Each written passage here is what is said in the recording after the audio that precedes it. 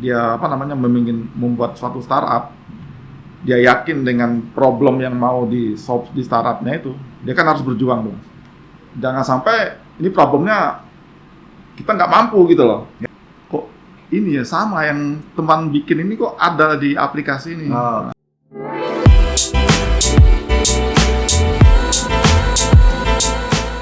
Yuk kita bahas bagi teman-teman yang mau buat startup 2023, problemnya apa aja sih? Kita bahas di segmen Revolve Your Business di dalam K-Talks. Halo, saya Faris. Kebetulan hari ini saya kedatangan tamu. Kebetulan beliau adalah pendiri startup Jogja. Mungkin udah ada di sebelah saya. Oke. Mungkin halo Mas Ade. Halo, Mas Faris. Oke. Bisa diperkenalkan mungkin Mas Ade? Iya. Oke. Sebelumnya mungkin latar belakang saya di dunia startup ini baru, Mas. Oke. Jadi saya hampir 12 tahun itu saya bekerja di tambang, kebetulan. Oh, berarti dulu latar belakangnya emang bekerja di tambang ya, Mas? Iya. Oke, tambang apa Mas kalau boleh tahu, Mas? Saya di Freeport, di tambang oke. Freeport. Iya, iya, Jadi iya. sebenarnya awal mula berkecimpung di dunia startup itu ya berawalnya di tambang Freeport ini. Oke. Nah, jadi sebenarnya gini, di tambang itu ketika kita sudah selesai bekerja, ya, biasanya jam 4 jam sampai malam itu kan itu keadaan di mana banyak ininya, banyak kegiatan-kegiatan yang kadang-kadang kita hanya di kamar saja gitu ya. Di kamar Oke. saja. Nah, apa namanya yang kadang-kadang Berarti banyak merenung, Banyak. terus ketemu ide gitu Ketemu, Mas, ya, untuk buat startup. ya jadi bermulanya itu sebenarnya saya tuh nggak ngerti apa itu startup, apa itu apa Oke. namanya aplikasi segala macam. Ya. Kebetulan di sebelah kamar saya ini orang IT-nya Freeport. Oh, oke. Jadi ini dia orang Amerika, apa ya jago di bidang IT. Kemudian yang bikin saya kagum tuh dia programming juga. Oke. Jadi di Freeport itu di tambang Freeport itu banyak sekali yang kita lihat itu IoT ya, Yeah. apa namanya software segala macam yang digunakan oleh pihak Freeport. Nah itu kebetulan teman saya ini itu dia yang membuat berbagai macam IoT. Contoh misalnya ada alat berat yang dioperasikan tanpa ada ininya, apa namanya operatornya. Oke. Nah, jadi lewat Berarti udah semua di Freeport itu hampir otomatis. hampir ya? otomatis, Oke. otomatis yang itu daerah-daerah yang apa rawan kecelakaan lah, rawan ini tambang. Nah berawal dari situ teman saya ini saya lihat dia tuh selalu mau di kamarnya itu selalu saya lihat itu ada semacam apa namanya bahasa-bahasa coding gitu. Oke. Jadi ya. laptopnya tuh saya lihat. Iya, iya. Ini saya timbul pertanyaan kan. Ini apa tuh? Ini. Oh, oke. Apa ini barang apa ya? Jadi ada dua orang, yang satu Amerika, satunya orang apa namanya Bandung gitu. Dulu kalau Mas Ade di Freeport sebagai Saya di bagian di engineeringnya, Mas. Di engineering oke. Iya, reportnya, iya. jadi Berarti tidak ada basic teknologi gitu tidak ya? bahasa Indonesia. Saya Oke. betulan teknik Karena sipil. ada temennya tadi, Iya. oke. Nah, teman dari sebelah kamar. Nah, jadi saya lihat, oh ini kok ada bahasa-bahasa programming gini, yang kemudian dia ada apa namanya, ada ngelihat diliatin itunya hasilnya gitu loh. Dulu di tahun berapa ya? 2007, 2008 itu kan masih sedikit ya. Aplikasi-aplikasi seperti itu apa kita lihat. Saya terkagum nih. Ini apa nih? Nah, mulai dari situ saya belajar. Oke. Otodidak dengan dia, hampir tiap hari saya bertanya dulu bahasa coding apa JavaScript segala macam yang dia kuasai, ada Python juga sebagian. Oke. Itu saya sangat berminat, hampir setiap hari saya tanya, akhirnya dia buat semacam kelas untuk saya gitu, Mas. Oke. Tapi sekarang Mas Ade udah bisa ngoding. Akibat dari situ. Oh, oke. Selama, Oke. selama hampir 12 tahun Ya. belajar sama dia, kemudian akhirnya ya bisa membuat semacam apa namanya aplikasi atau software ya gitu. Dari berawal dari situ, dari teman yang programmernya Freeport itu. Nah kemudian lambat laun lahir dulu ya kalau nggak salah pertama kali itu ada apa namanya sama smartphone iPhone pertama gitu Mas ya. Oke. iPhone pertama itu Android pertama. Android itu pertama 2028 kalau nggak 2000 salah. ya 2002. Bener nggak sih? 2007 Oh, ya. iya. Nah, Oke. sekitar itulah. Saya beli tuh iPhone pertama. Saya lihat, wah, kok ini ya sama yang teman bikin ini kok ada di aplikasi ini. Oh, Nah, oke. kemudian ada Android juga kan. Saya beli juga itu Android. Nah, akhirnya saya diskus sama teman ini. Ini kayak yang dibuat Oke. selama ini gitu loh. Nah, Iya. iya ini sebuah aplikasi. Nah sekarang memang dari pihak Google dan Apple-nya yang sudah menyatukan dalam suatu platform katanya. Kalau yang saya bikin kemarin-kemarin itu tidak hanya khusus untuk Freeport. Oke. Jadi dalam sistemnya Hanya untuk Freeport. software Iya. komputer lah ya. Nah, Ya. jadi berawal dari sana, udah saya mau fokus mas. Mau Oke. fokus ini mau saya bikin loh apa namanya satu aplikasi saja dari teman yang ini diajari betul sama dia, dibuat apa semacam pelatihan paket lah dengan dia. Ya. Khusus untuk saya jadikan misalnya apa namanya membuat halaman per halaman, channel, link dan segala macam itu dalam apa namanya dalam satu aplikasi Oke. itu. Nah dari sana saya mulai ketertarikan saya membuat suatu aplikasi gitu loh. Yang Oke. dulu saya nggak ngerti itu apa namanya Oke, startup oke, apa oke, ini. oke. Pokoknya Ya, ya. membuat dulu seperti itu jadi gitu loh. Nah itu mas. Jadi aplikasi pertama yang saya buat itu apa namanya membangunkan orang tidur. Membangunkan orang tidur. Jadi kalau di Freeport itu kan ada Oke, berarti susah bangun ya. Ya, Karena ya, bangun ya. harus jam 4, jam 5 udah harus bangun. Nah, saya membuat aplikasi ke teman-teman. Saya mau membuat APK pertama kali. Ya. Itu semacam itu saya kasih ke teman-teman yang susah bangun.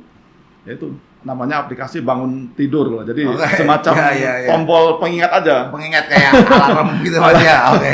Saya kasih gratis Ya, ke teman-teman. Oke. Nah, Mungkin zaman dulu nggak ada alarm kali ya. enggak ada tapi kan masih baru ya Android masih Ya, Android masih baru-baru lah Ya, apa namanya cuaca juga belum ada ini belum ada nah baru lama-lama kan berkembang gitu. Itu mas awal saya tertarikan dengan dunia Oke, startup dunia yang berkembang nah, yang akhirnya di 2018 2019 saya resign dari Freeport ya tidak langsung terjun ke startup sih Oke. ke bisnis konvensional dulu ya. Oh, oke. Saya kira dari Freeport dengan gaji yang luar biasa ya. Mungkin nggak bisa nggak ya. Saya kira langsung jadi buat startup gitu. Oke. Terus? Ya, jadi itu mulai ketertarikan saya dengan dunia. Saya nggak ngerti itu apa namanya. Oke. Jujur, entah startup, entah hanya membuat aplikasi atau apa gitu. Oke. Nah, oke. Kemudian setelah saya resign, Ya. saya pengen ya sebelumnya kan saya ini ya apa namanya mengembangkan suatu apa namanya proyek apa namanya tepung gitu loh. Jadi pengolahan tepung. Jadi saya membuat pabrik pengolahan tepung yang itu berada di Klaten. Ya. Ya. Kenapa? Karena ketika resign nggak ada pendapatan untuk anak istri jadi masalah gitu ya. Jadi saya membuat Tapi kan punya tabungan, Mas. Jadi tabungan itu sebenarnya untuk Ya. bangun pengolahan tepung itu. bisnis Nah, lah ya. bisnis. Nah, jadi sampai sekarang ya alhamdulillah pengolahan tepung itu masih tetap berjalan ya. Oke. Saya main branding Ya, Cap Kolang Kaling namanya. Tapi masih berjaya di Jawa Timur. Nah, jadi di pasar-pasar tradisional di seluruh Jawa Timur ada nama brand saya tepung sagu sama tepung aren brandnya namanya Cap Kolang Kaling. Oh, Nah, itu tapi penjualan di Jawa Timur Mas ya. Jawa Timur. Jadi sistemnya saya pabrik, Ya. saya buat distributor di Jawa Timur. Nanti distributor itu membuat agen-agen di bawahnya gitu loh. Ya, tinggal apa namanya? Sekarang tinggal jalan lah ya. jalan. Tinggal menikmati lah ya. Nah, habis itu kenapa kok bisa jadi kepikiran membuat komunitas startup di Jogja, Mas? Nah, oke mas. Jadi berlanjut ya. Saya masih ketika saya membangun pabrik ini dari 2017 Ya. sampai 2019 gitu ya, yang sampai sekarang sudah alhamdulillah berjalannya cuman distributor aja. Saya nggak main langsung end customer. Itu saya punya mimpi sebenarnya dari Freeport itu. Saya mau membuat suatu aplikasi yang berguna di banyak orang gitu. Oke. Banyak orang, entah apapun itu. Sama itu misinya sama saya, Mas. Ya. Jadi seperti itu. Kemudian, tapi saya bingung nih. ini membangun aplikasi ini sebenarnya seperti apa gitu. Oke. Karena resign dari Freeport Ya. tidak punya jaringan Mas dengan orang Oke. startup sama sekali Ya, Blast ya, ya. nggak punya. Karena di sana lah ya Mas ya. Oke. Cuma saya ngerti bikin produknya aja, membuat aplikasi, tapi ke orang-orang yang apa namanya ekosistem startup itu saya nggak ngerti sama sekali. Ya. Gitu. Nah, akhirnya dari situ berjalan waktu ya ketemu teman-teman yang di Jogja yang membangun startup ya. Ya. Walaupun ada teman juga dari kuliah dulu ya. Akhirnya dia nyarankan kamu seharusnya ikut inkubasi dulu, inkubator. Oke. Nah, akhirnya saya ikut beberapa inkubasi ya, baik ada yang inkubatornya secara nasional atau yang apa namanya yang ada di Jogja saja gitu loh. Oke. Nah, berawal dari situ saya akhirnya sedikit mengetahui itu tentang startup itu apa namanya, ekosistem startup itu seperti apa, kemudian langkah-langkah membangun startup itu apa saja gitu. Ya. Akhirnya hampir tahu semua tentang istilah-istilah startup. Ya, ya. Nah, tapi masih kurang. Oke. Ketika inkubasi selesai, Ya. tetap aja saya seperti orang bingung aja gitu loh. Ya. Membuat aplikasi ini kok sudah ikuti langkah-langkah di inkubator seperti ini, Ya, ya. kok selalu aja ini apa namanya timbul kegagalan gitu loh. Nah, ini seharusnya apa namanya kita harus berpikir bagaimana sih di Jogja saja gitu loh. Ya. Kita harus ketemu sama teman-teman yang sudah pakarnya di startup lah, Ya. yang sudah lama bermain di startup. Maka saya dengan beberapa teman yang asal dari inkubator kemarin Ya. itu sering ngumpul. Kita sering ngumpul, sering ngadakan kopdar, ngopi lah di beberapa Ya, warung ya, kopi, diskusi. Ya akhirnya ayo kita buat aja lah apa namanya Community. community Oke. gitu, komunitas. Kenapa? Karena teman-teman ini sebenarnya sama problemnya. Ketika Oke. selesai dari inkubator, mereka juga dilepas aja kan, biasanya inkubator ngelepas aja gitu loh. Oke. Ngelepas kemudian ya masing-masing gitu loh, cari Ya. sendiri gitu loh. Nah, akhirnya problem itu sama dengan yang saya rasakan gitu loh. Nah, terutama kita membangun suatu startup kan stakeholder ya Mas. Oke. Stakeholder kan kuat dulu. Mungkin buat teman-teman yang punya startup yang di Jogja pengen gabung itu caranya gimana sih Mas? Kalau Syaratnya? Syaratnya. Ini bisa hubungin Mas Ade Iya. ya? Gitu ya. oke, Komunitas Startup Jogja ini sebenarnya gampang sih gabungnya Mas. Follow dulu apa Instagramnya. Instagramnya Startup Jogja, Komunitas Startup Jogja. Komunitas Startup Jogja. @komunitas startup Jogja. Nah, kemudian nanti di sana ada link, bisa gabung di grup Telegramnya atau bisa DM admin dari Instagram Komunitas Startup Jogja. Nanti kita akan arahkan, kita kurasi lagi gitu loh. Oke. Ya kenapa? Karena kita harapkan di komunitas startup ini memang benar-benar pelaku startup atau Bisa berada, sharing, Iya. kita bisa solving problem masing-masing gitu Mas ya. jadi benar-benar ekosistem startup. Ya, ada. Jadi di komunitas startup Jogja ini ada pelaku startupnya, ada apa namanya inkubatornya yang bergabung, Ya. kemudian ada juga orang-orang mungkin yang pendanaan yang Oke, berarti akan ada gabung. investor juga Ada di situ, investor Mas ya? juga Ya. di apa Saya namanya, di lihat juga komunitas. acaranya cukup menarik. Besok itu kalau nggak salah ada acara camping bareng ya Mas ya. Betul. Di situ ngapain aja Mas? Di Jogja Startup Camp ya Mas ya? Ya, Itu Jogja Startup Camp. besok Ya. nih rencananya. Tanggal 7 sama 8. Jadi kita di sana itu sebenarnya kita keakraban yang apa namanya lebih gitu loh Oke. daripada kopdar. Oke. Kenapa? Karena kita mungkin nanti di sana kita satu tenda. Ya. Kita api unggun bareng. Kemudian di sana juga nanti ada mentor-mentor yang luar biasa yang akan membuat grup-grup nanti. Grup-grup apa namanya tergantung dari startupnya di bidang apa. Nanti kita saling diskusi. Ya. Dan yang diharapkan saling kolaborasi nanti di kegiatan Oke. tersebut. Oke. Nah, itu ya. Mungkin bisa membahas tentang problem-problem tadi ya, dengan tema kita kan hari ini problem apa sih yang dihadapi oleh startup gitu kan di 2023 ini Mas ya. Iya. Oke, mungkin kita bisa sebelum besok dibahas, mungkin kita bisa bocorin dulu problemnya apa sih Mas startup tuh biasanya. Saya sih sebagai pelaku startup juga ada sih problem. Mungkin saya nanti akan sharing juga gitu kan. Oke. Oke Mas, jadi ini sebenarnya ini ya dari bawah ya saya gali ya, karena kita sering kopi darat, Ya. kita sering mendengarkan keluh kesah dari teman-teman founder, terutama founder-founder yang baru memulai real estate. Ya. Nah, ada juga teman-teman yang sudah memulai, ternyata juga ada problemnya gitu.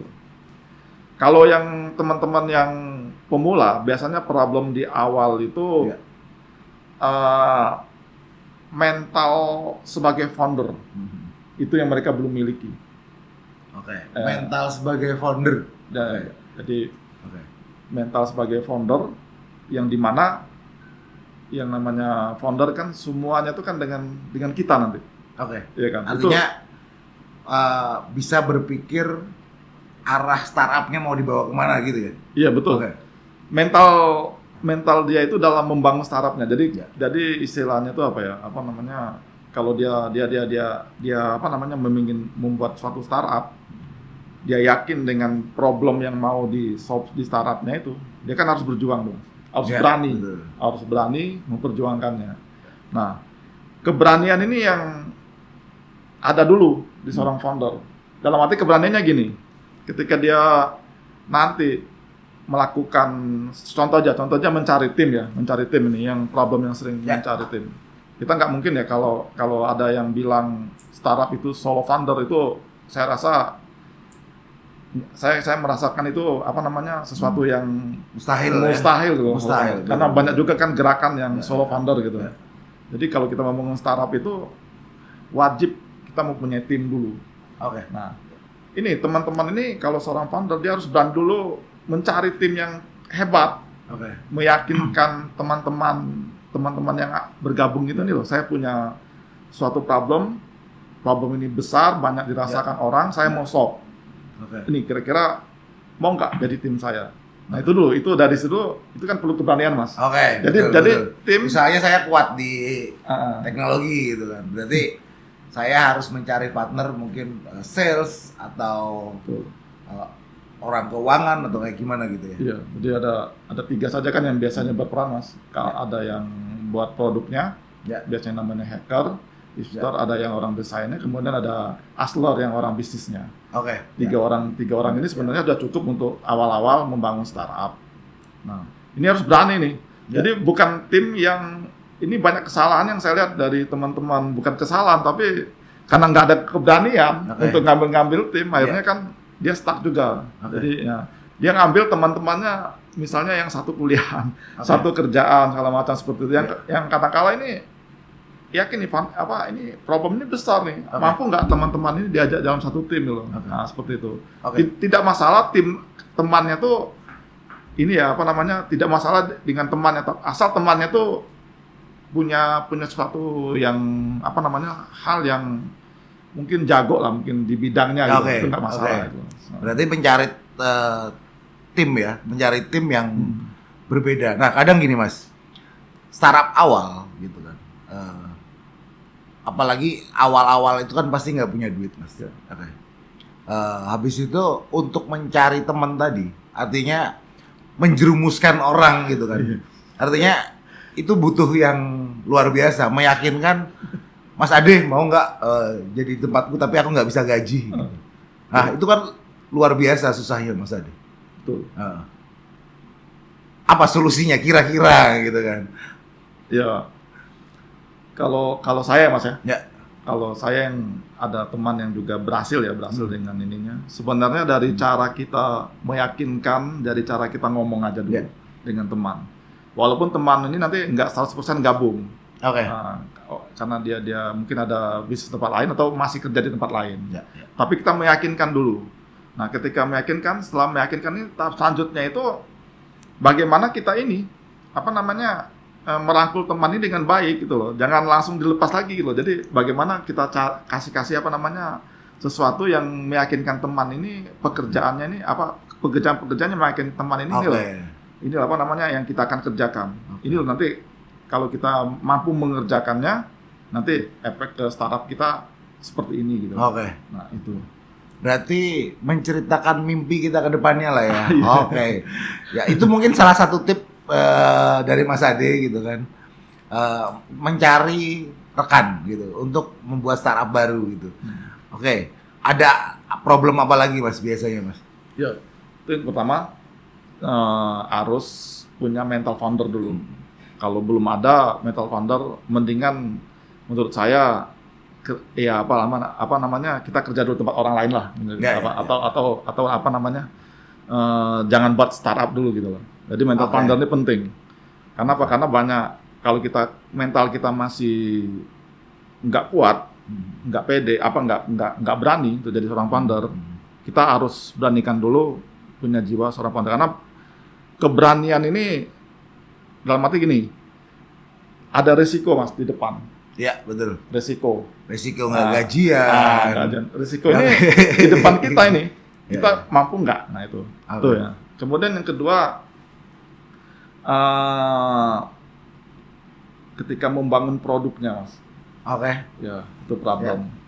Jadi kalau kita bicara startup,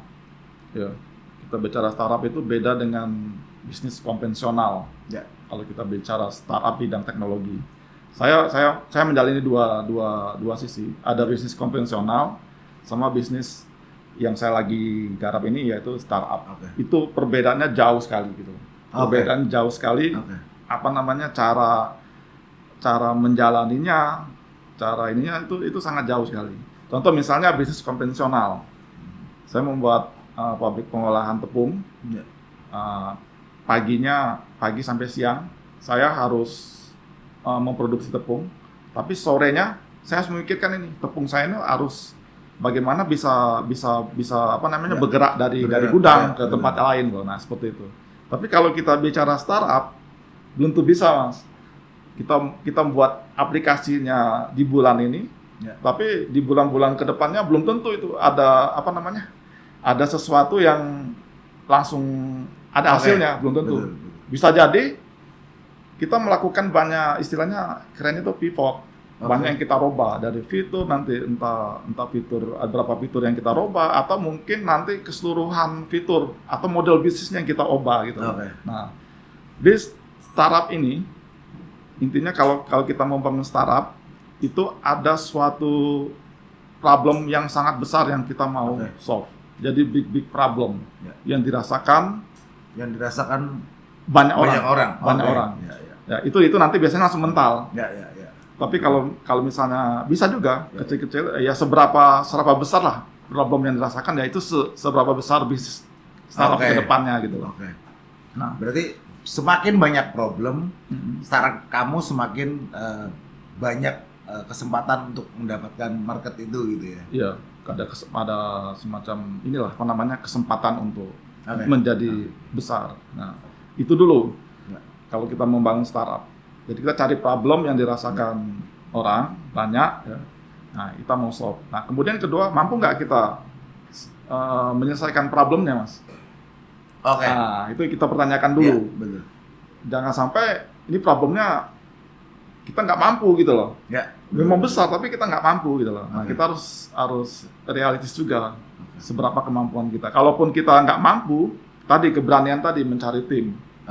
Mencari tim yang benar-benar misalnya nanti yang bikin produknya mungkin dari programmernya startup gede yang ada di Jakarta mungkin kita tarik itu kita seperti itu. Nah, jadi itu dulu apa namanya karena kita membangun suatu startup yang menyelesaikan banyak permasalahan yang dirasakan orang, tentu tadi apa namanya kita membuat produknya ini benar-benar sesuai dengan kemampuan kita gitu, kemampuan kita. Bisa nggak kita mampu dengan tim yang kita buat gitu loh.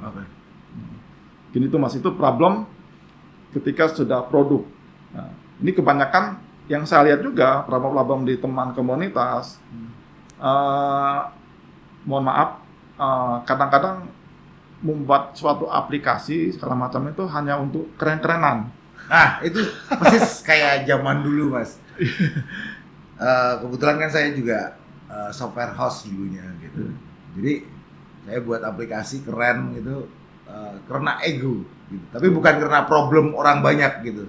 Tapi karena ego saya sendiri akhirnya saya buat ya tutup deh gitu. Akhirnya startupnya nggak berkembang gitu. Gitu ya Mas ya? Iya. Berarti di teman-teman komunitas ini sekarang banyak yang egonya gitu ya.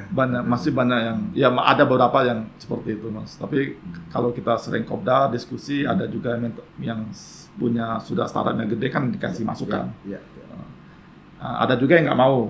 Tetap aja bertahan dengan egonya, seolah-olah ya sebenarnya asumsi sih dia itu berdasarkan asumsi aja. Itu yang bahaya. Bukan keren-kerenan. Data lah ya. Asumsi saya ini bagus nih aplikasi saya, pasti dibutuhkan. Dicoba ya gagal. Nah, sebenarnya menurut saya tidak ada shortcut Mas dalam membangun startup. Jadi harus punya tahapan-tahapan yang kita harus lakukan gitu loh. Kalau kita shortcut kemungkinan besar fail gitu, gagal, banyak kegagalan ke depannya. Itu sih Mas. Mungkin kita contoh sekarang yang besar di Indonesia itu kayak Gojek. Problemnya cukup cukup banyak yang dirasakan. Bahkan kalau saya bilang sih kayak GoFood gitu ya Mas ya. Itu kan bukan sebuah problem. Dulu itu nggak ada makanan diantar. Bahkan si Gojek ini membuat produk baru, artinya servis baru, bukan yang ada problem. Nah, itu kan masih asumsi yang Mas bilang tadi. Kadang-kadang teman-teman tuh cuma bisa berasumsi. Nah, ada juga tuh yang kayak gitu Mas. Jadi nggak hanya problem menurut saya, tapi ada juga yang menciptakan kebutuhan. Gitu. Jadi lebih bisa dibilang sih mempersimpel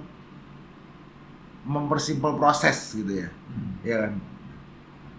Terus kalau kayak di Indonesia kan paling besar yang startup yang cepat berkembang itu biasanya fintech, karena problem orang banyak juga ternyata yang butuh duit. Jadi ya penjual-penjual itu banyak gitu, bahkan ilegal dan segala macam gitu kan. Tadi menarik juga Mas Ade kan selaku pendiri startup komunitas Jogja gitu kan, punya startup juga nih Mas ya. Nama startupnya apa Mas? Boleh diceritakan? Iya, saya lagi mengembangkan startup namanya, sebenarnya banyak Mas, saya bangun startup, ada 6 aplikasi dulu. Ya. Dulu, tapi sekarang fokusnya? Dulu, 2-nya saya jual, 4-nya gagal total. Oh, berarti pernah exit 2 kali? Wah, luar biasa. Ini, tapi nggak seberapa sih. Iya. Cuman tapi kan pernah merasakan lah ya. 6 kali, nah sekarang karena jujur yang dulu itu saya banyak sok taunya. Karena belum ada komunitas juga, jadi saya menebak-nebak, akhirnya ini asumsi semua, akhirnya gagal. Walaupun 2-nya bisa dibeli orang juga walaupun ini. Nah, walaupun berat sebenarnya saya mau lepas, tapi apa boleh buat, saya jual. Nah, sekarang saya membuat suatu startup namanya Hydroponicpedia. Hydroponicpedia. Jadi itu berarti pertanian ya? Iya, agriculture Mas. Ya, bidang agriculture. Jadi Hydroponicpedia sebenarnya ada suatu problem yang saya merasakan hampir tiap hari yang saya rasakan. Kita kan sebenarnya setiap individu kita ini harus mengkonsumsi sayur itu 400 gram per hari.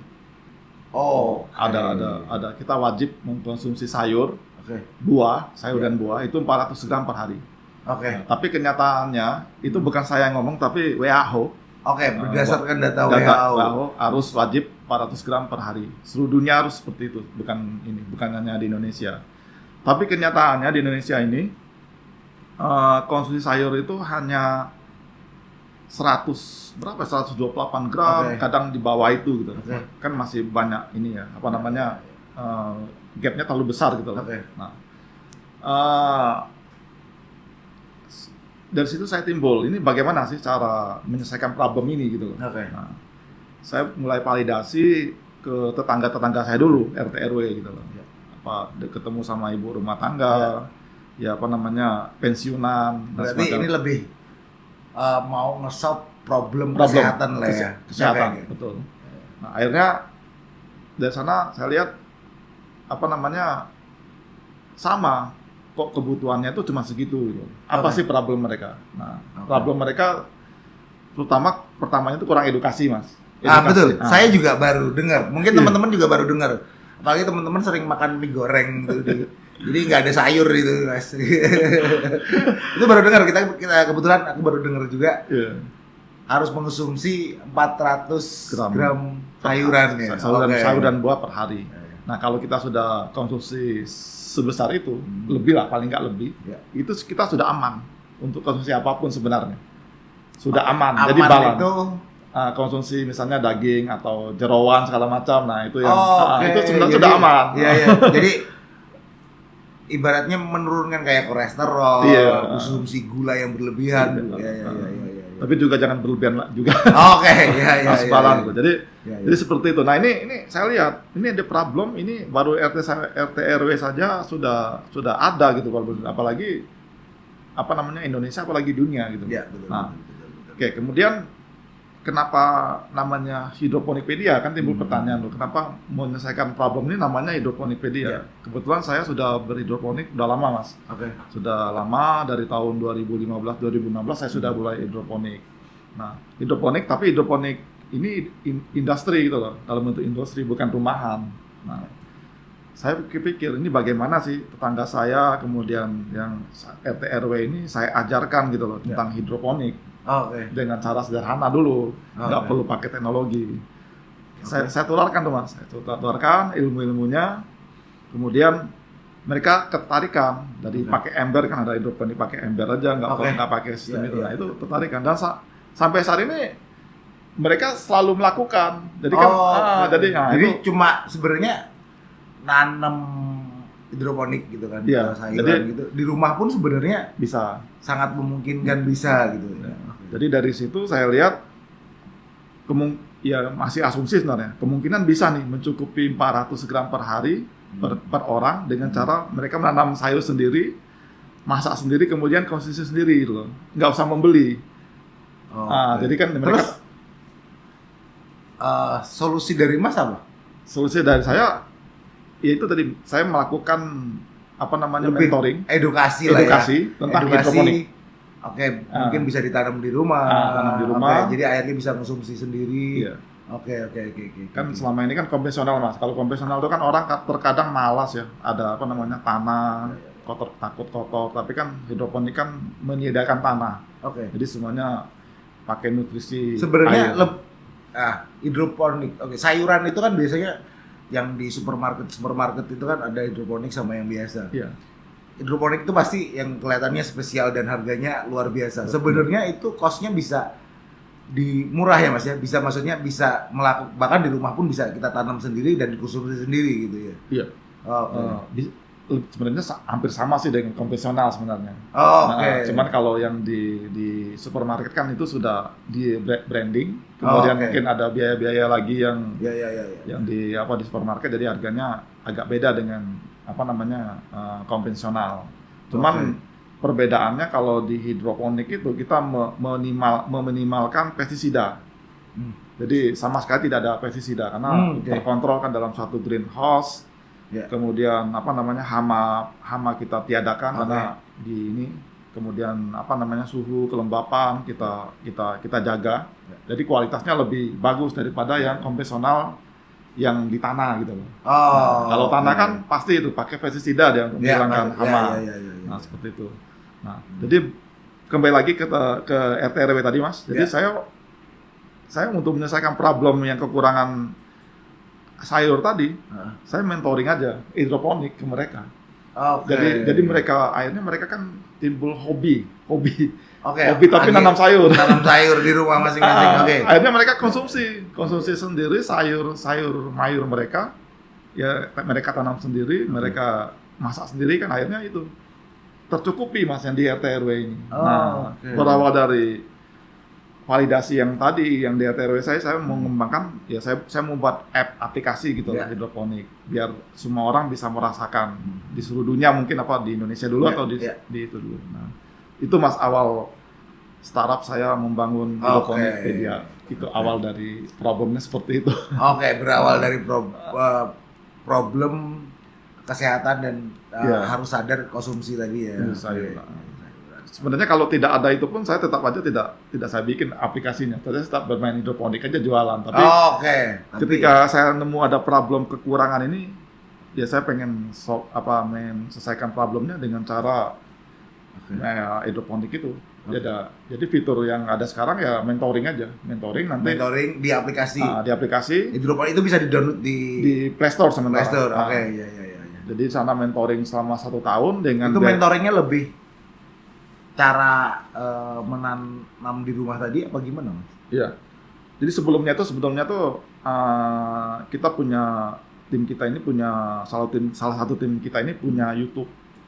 Oke. YouTube-nya itu hampir 500 juta subscribernya. Oke. Hidroponikpedia juga namanya. Nah, dari sana itu sudah banyak sih sebenarnya yang teredukasi gitu loh. Oke. Nah, cuman permasalahannya banyak juga akhirnya yang mau membuat channel YouTube, Mas.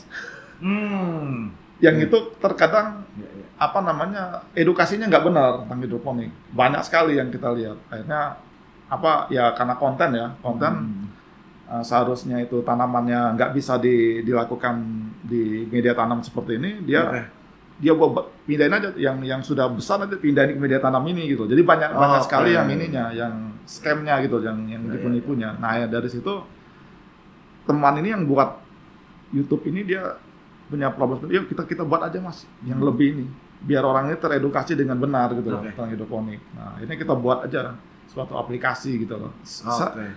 Apalagi saya punya problem yang tadi itu yang menyelesaikan itu. Akhirnya kita collab, ayo kita buat. Nah, seperti itu. Siap. Itu mulai kapan, Mas? Kita launchingnya Desember, Mas. Desember. Baru Desember tahun 2022 ya, belum setahun ya, Mas ya. Belum setahun. Luar biasa. Masih bootstrap, belum ada. Nah, mungkin tadi kan tema kita problem startup nih. Iya. Tadi Mas juga nyinggung masalah funding gitu kan. Problem startup nih funding apakah jadi concern juga gitu? Iya. Sebenarnya kalau funding itu Mas ya, tergantung foundernya sih. Foundernya.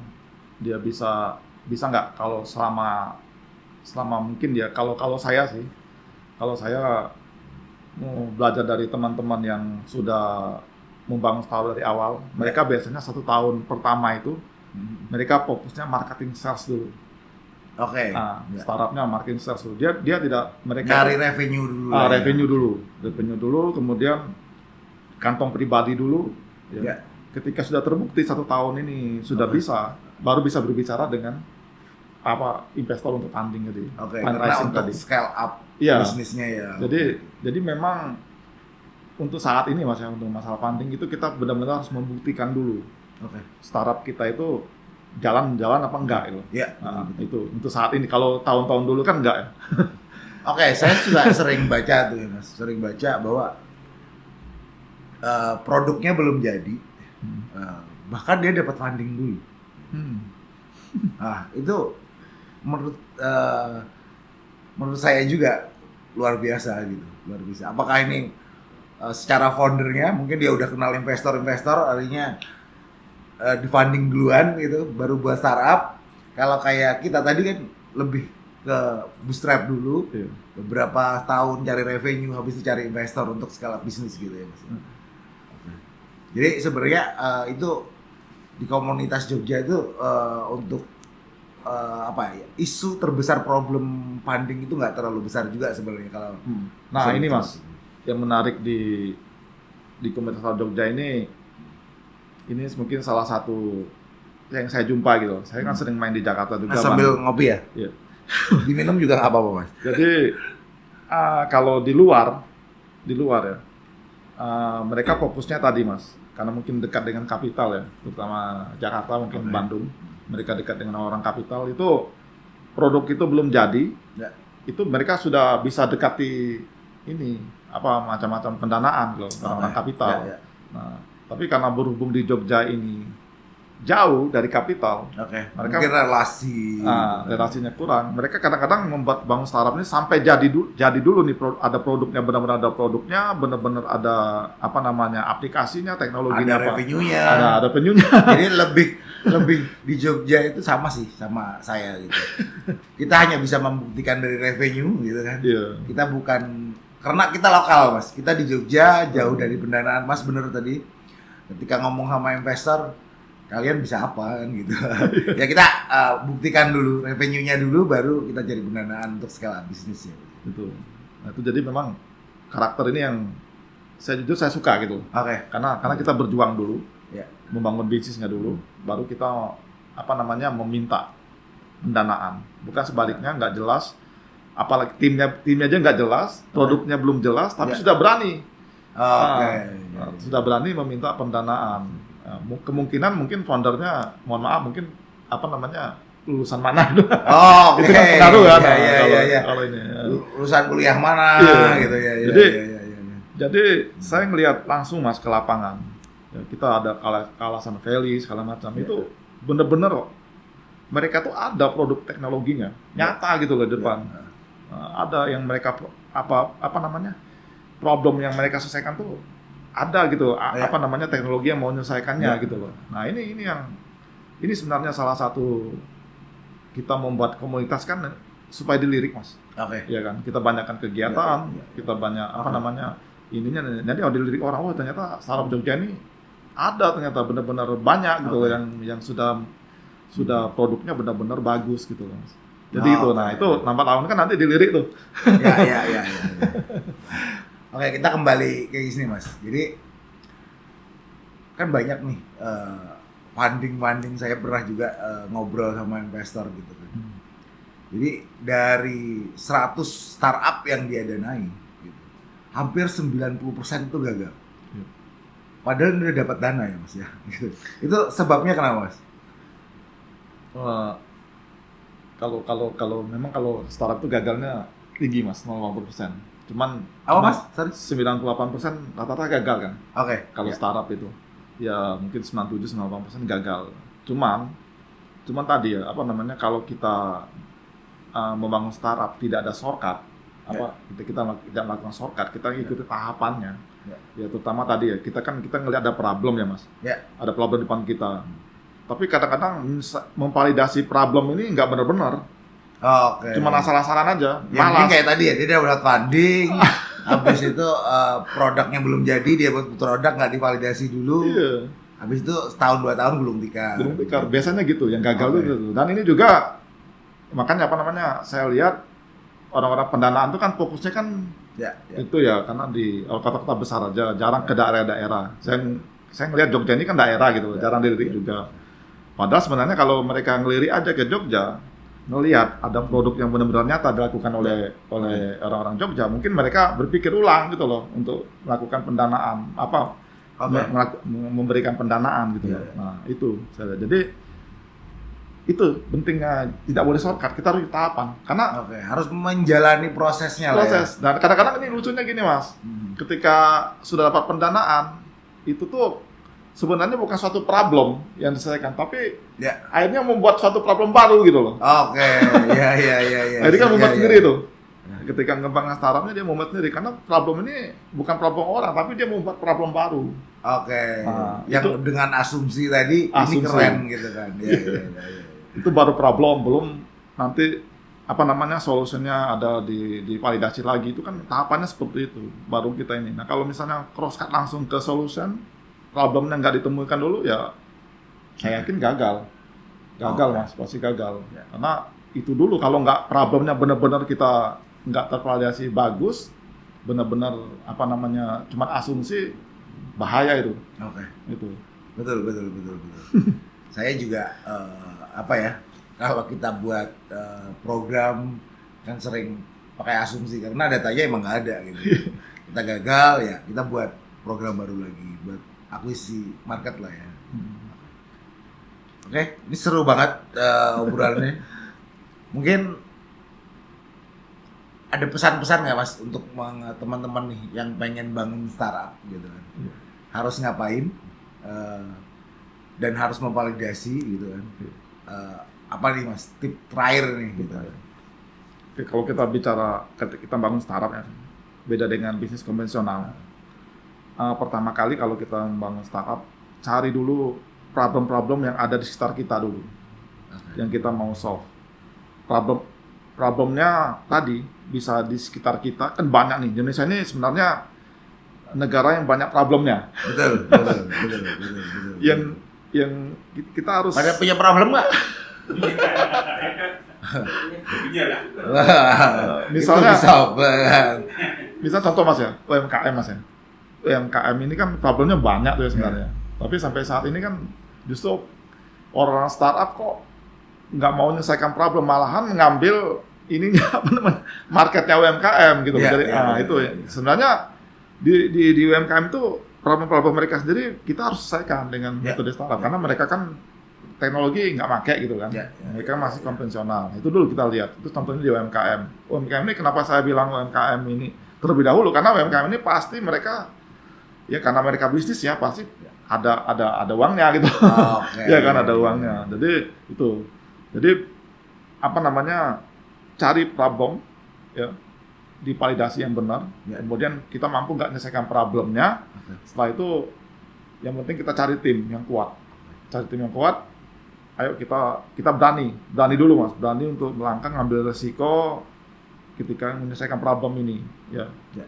Bentuknya mungkin bisa bukan teknologi atau apa gitu. Mungkin apa namanya ya macam-macam seperti contohnya agrikultur Mas. Oke. Agrikultur ini kan problem yang terbesar petani kita sekarang ini ketergantungan pupuk.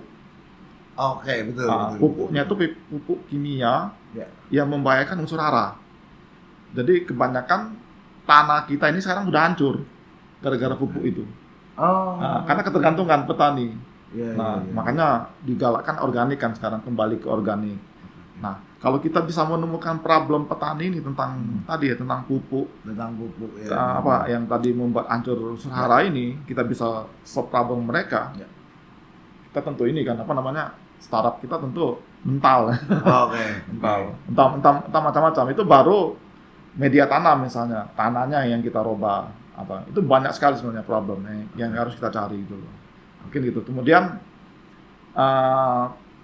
harus yang terakhir wajib berkolaborasi Oke. dengan cara mengikuti komunitas apa story paling enggak ya ketemu orang ngobrol jangan dipendam sendiri Oke. problem-problemnya. Karena problem di startup, kita bangun startup itu luar biasa dahsyat.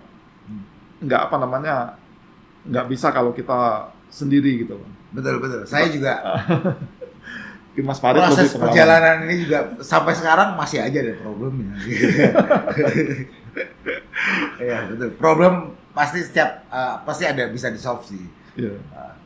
Yang penting gimana kita sebagai founder tadi ya Mas ya bisa nge-solve dengan ada problem yang kita hadapi pada saat membangun usaha. Gitu. Iya. Entah itu ke market, bahkan ke dalam internal pun juga pasti ada problem. Gitu. Ya misalnya problem nggak bisa ngajiin karyawan, itu kan ada problem ya gitu kan. Oke, mungkin cukup gitu ya Mas ya. Siap Mas. Mungkin semoga bermanfaat ya untuk teman-teman yang udah nonton gitu kan. Mungkin kalau ada teman-teman yang pengen obrolan lain, topik-topik apa, mungkin bisa komen di bawah ya. Oke, kalau teman-teman juga mau tanya-tanya hidroponik atau komunitas Jogja bisa hubungi Mas Ade gitu kan. Mungkin IG Mas Mas Ade bisa itu? Kalau IG-nya komunitas startup Jogja saja. Kalau pribadi nggak Kalau ya? pribadi ada Oke. Ade Rahadian War. Oke. Teman-teman, jangan lupa subscribe dan like, bagikan ke teman dan keluarga. Semoga semuanya dapat bermanfaat dengan video ini. Oke, saya Faris bersama Mas Ade. Izin undur diri dan kita bisa jumpa lagi di episode berikutnya. Oke. Aja